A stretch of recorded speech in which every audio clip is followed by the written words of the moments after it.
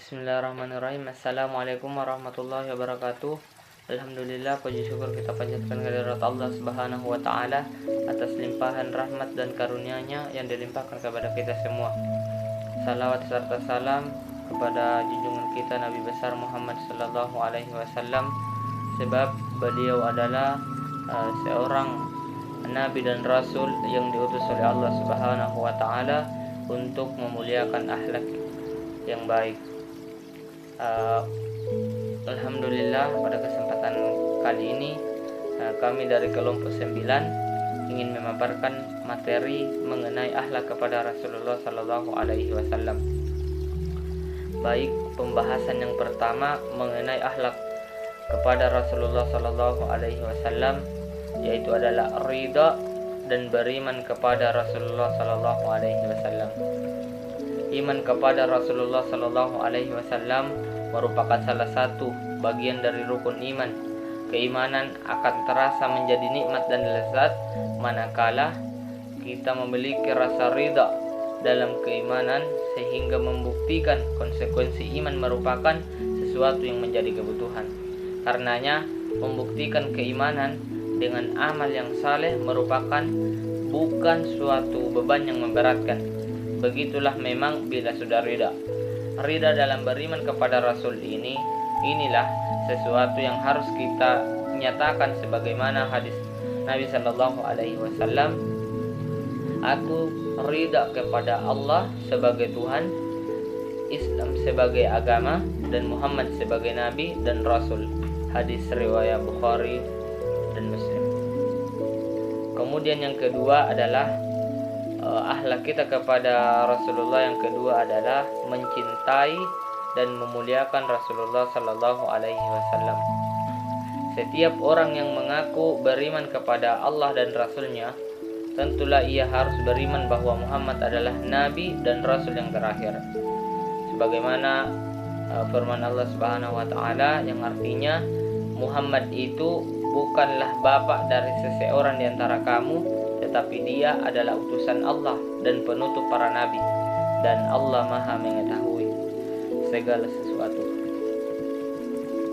Maka kita wajib mencintai Rasulullah sallallahu alaihi wasallam, sebab beliau adalah orang yang menyeru kepada Allah, mengenalkan kepadanya, menyampaikan syariatnya, dan menjelaskan hukum-hukumnya. Karena itu, kebaikan yang diperoleh oleh kaum muslimin itu adalah buah dari usaha perjuangan Rasulullah sallallahu alaihi wasallam. Dalam satu hadis disebutkan bahwa ada 3 perkara yang jika seseorang memilikinya akan merasakan yang namanya manisnya iman, yaitu apabila Allah dan Rasul-Nya lebih ia cintai daripada selain keduanya, dan tidak mencintai seseorang kecuali karena Allah, serta benci kembali kepada kekufuran setelah Allah menyelamatkannya daripadanya, sebagaimana ia benci untuk dilemparkan ke dalam api neraka. Maka sebagai konsekuensi dari cinta kita kepada Rasulullah sallallahu alaihi wasallam, maka cinta kita harus lebih utama kepada Allah dan Rasul-Nya, melebihi dari cinta kepada orang tua, anak-anak, suami atau istri, harta benda, karib kerabat, saudara, dan lain sebagainya. Sebagaimana disebutkan dalam hadis, tidak beriman salah seorang di antara kamu sehingga aku lebih dicintai olehnya daripada dirinya sendiri, orang tuanya, anaknya, dan manusia semuanya. Hadis riwayat Bukhari dan Muslim. Di zaman Nabi sallallahu alaihi wasallam ada seorang sahabat yang bernama Saubah, di mana Saubah ini sangat mencintai Rasulullah sallallahu alaihi wasallam. Ketika beberapa hari ia tidak bertemu dengan Rasulullah sallallahu alaihi wasallam, wajahnya menjadi pucat, hatinya gundah gulana.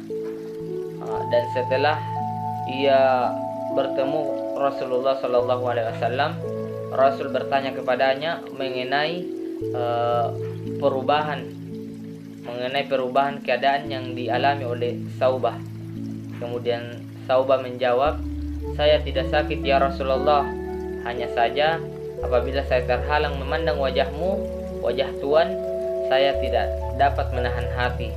Hanya saja apabila saya terhalang melihat wajah Tuhan, saya tidak dapat menahan hati. Dan saya takut itu benar. Di akhirat nanti tidak dapat memandang wajahmu. Tuhan berada di surga yang sangat tinggi. Tentu saya tidak dapat menyertai Tuhan. Mendengar kata-kata Saubah ini, Rasulullah SAW berkata, engkau beserta orang-orang yang engkau cintai. Maka dapat kita simpulkan bahwa ketika kita cinta kepada Rasulullah SAW, maka di hari kiamat, di hari akhirat nanti kita akan dikumpulkan bersama dengan beliau. Di samping mencinta Rasulullah SAW, kita juga diperkenankan, kita juga diharuskan untuk menghormati dan memuliakan beliau, lebih dari menghormati dan memuliakan tokoh manapun yang dalam sejarah umat manusia. Di antara bentuk penghormatan dan pemuliaan kita kepada Rasulullah SAW adalah tidak mendahului beliau.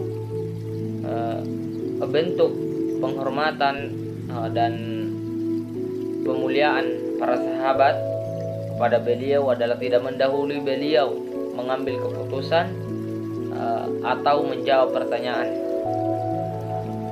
Muhammad alias Sabuni, menurutnya para sahabat jika diajukan pertanyaan dalam suatu majelis, di mana dalam majelis tersebut terdapat Rasulullah SAW, maka para sahabat tidak mau mendahului beliau dalam menjawabnya.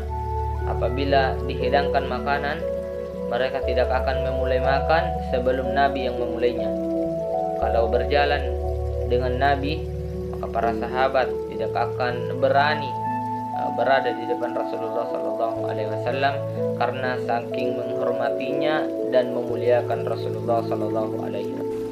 Kemudian kepada Rasulullah SAW adalah mengikuti dan menaati Rasulullah SAW.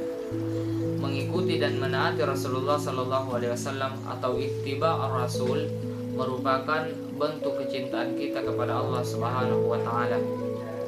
Di mana Allah Subhanahu wa taala berfirman, katakanlah jika kamu benar-benar mencintai Allah, ikutilah aku, niscaya Allah mengasihi dan mengampuni dosa-dosamu. Allah Maha Pengampun lagi Maha Penyayang.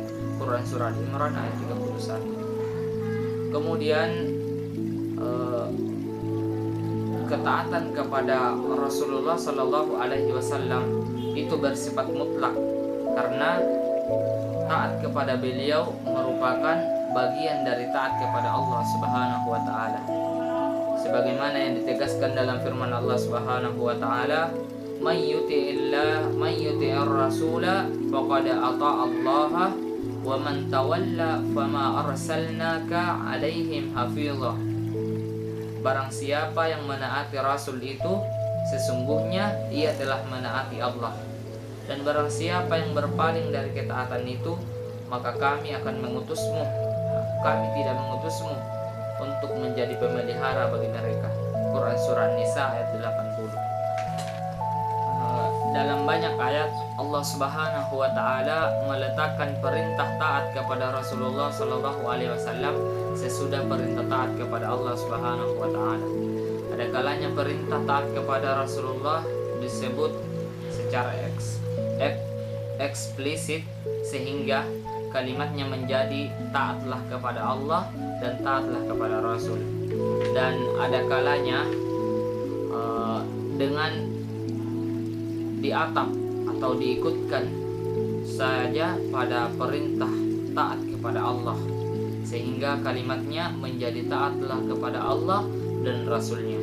Seperti dalam ayat berikut, ya ayyuhalladzina amanu atiullaha wa atiur rasulah wa ulil amri minkum fa in tanaza'tum fi syai'in farudduhu ilallahi war rasuli in kuntum tu'minuna billahi wal yaumil akhir dzalika khairun wa ahsanu ta'wila. Hai orang-orang yang beriman, taatilah Allah dan taatilah Rasul dan ulil amri di antara kamu. Kemudian jika kamu berlainan pendapat tentang sesuatu, maka kembalikanlah ia kepada Allah, yaitu Al-Quran, dan Rasul, yaitu sunnahnya. Dan jika kamu benar-benar beriman kepada Allah dan hari kemudian, yang demikian itu lebih utama bagimu dan lebih baik akibatnya. Quran Surah An-Nisa ayat 59. Kemudian dikatakan juga dalam firman Allah Subhanahu wa taala, "Qul atiullaha war rasulah fa in tawallaw fa innallaha la yuhibbul kafirin." Katakanlah, taatilah Allah dan Rasulnya. Jika kamu berpaling maka sesungguhnya Allah tidak menyukai orang-orang kafir. Perbedaan redaksi tersebut menunjukkan bahwa Rasulullah Shallallahu Alaihi Wasallam diberikan kewenangan tidak hanya menjelaskan dan menegaskan ajaran dan aturan Allah Subhanahu Wa Taala di dalam Al-Quran, tetapi juga dalam menetapkan apa yang belum ditetapkan oleh Al-Quran, seperti salat misalnya. Nabi lah yang menunjukkan bagaimana tata cara salat yang di dalam Al-Quran tidak dijelaskan, di mana beliau bersabda, "Sallu kama ra'aitumuni usalli." Salatlah kamu sebagaimana melihat aku salat. Kemudian apabila perintah Rasulullah Sallallahu Alaihi Wasallam tidak diikuti, malah yang diikuti adalah kemauan nafsu, maka yang rugi bukanlah Rasulullah tetapi diri kita sendiri. Sebagaimana firman Allah Subhanahu wa taala, "Dan ketahuilah olehmu bahwa di kalangan kamu ada Rasulullah. Kalau ia menuruti kemauan kamu dalam beberapa urusan, benar-benarlah kamu akan mendapat kesusahan. Tetapi Allah menjadikan kamu cinta kepada keimanan dan menjadikan iman itu indah dalam hatimu, serta menjadikan kamu benci kepada kekafiran, kefasikan, dan kedurhakaan. Mereka itulah orang-orang yang mengikuti jalan yang lurus." Kemudian akhlak kepada Rasulullah Sallallahu Alaihi Wasallam adalah bukan salawat dan salam kepada Rasulullah Sallallahu Alaihi Wasallam.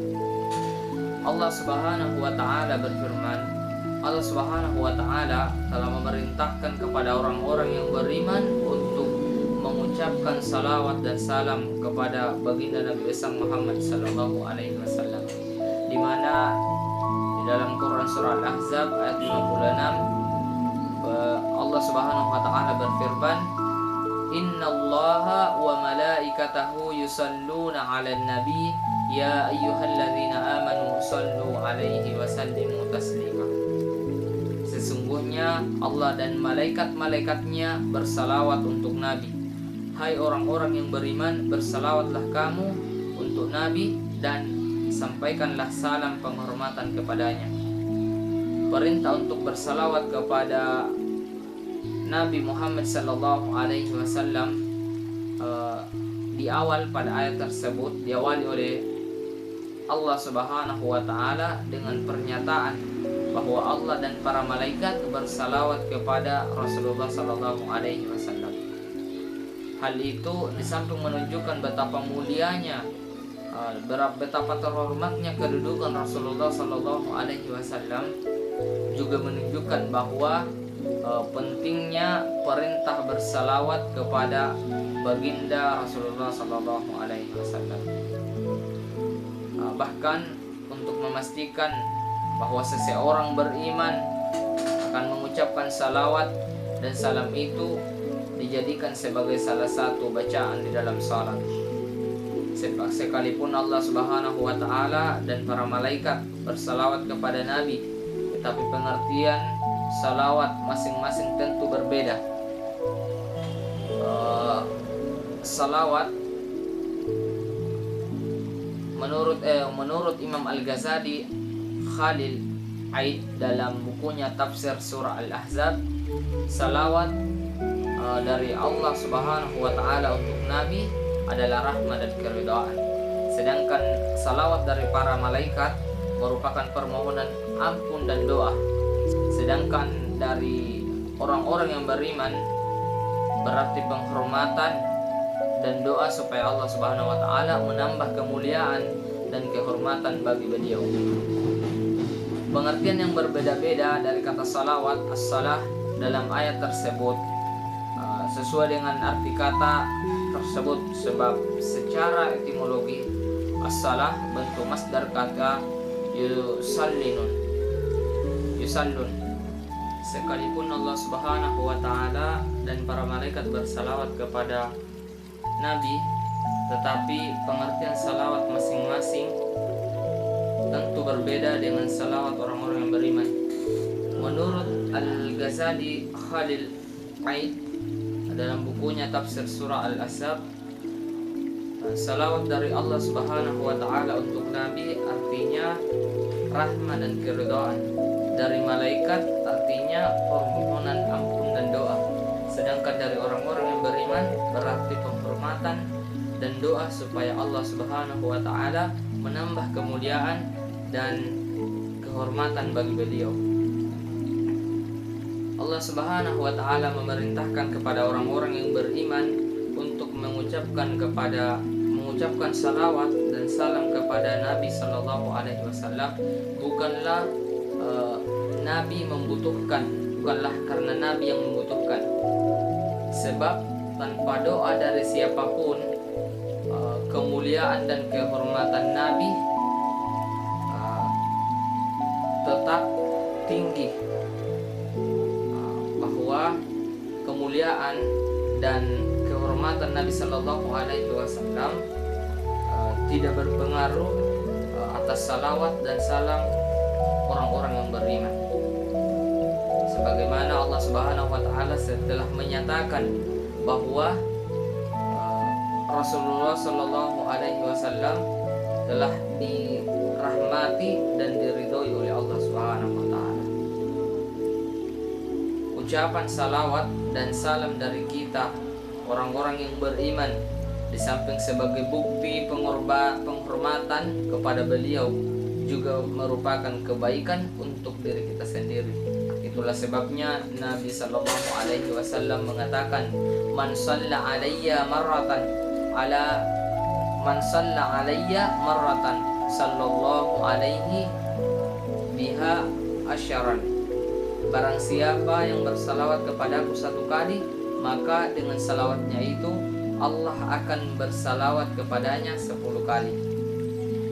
Hadis riwayat Ahmad. Nabi Sallallahu Alaihi Wasallam sangat menghargai setiap orang yang bersalawat kepada beliau. Dalam sebuah hadis, Nabi Sallallahu Alaihi Wasallam mengatakan, sesungguhnya orang yang paling utama kepadaku nanti pada hari kiamat adalah siapa yang paling banyak bersalawat kepadaku.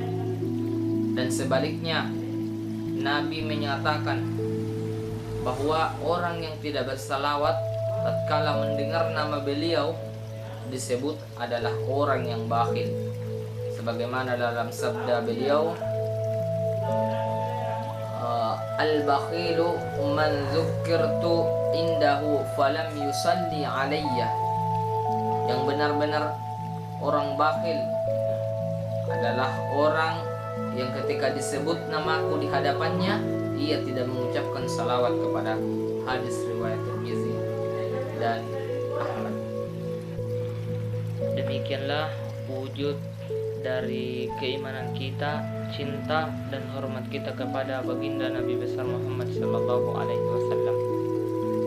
Dan juga sebagai bentuk terima kasih kita atas jasa-jasa beliau yang tidak ada tandingannya untuk manusia, lebih khusus lagi untuk orang-orang yang beriman.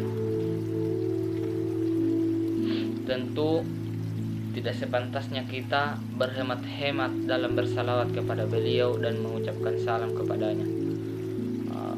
Mungkin itulah beberapa akhlak kita kepada Rasulullah Sallallahu Alaihi Wasallam yang sempat saya sampaikan pada kesempatan kali ini.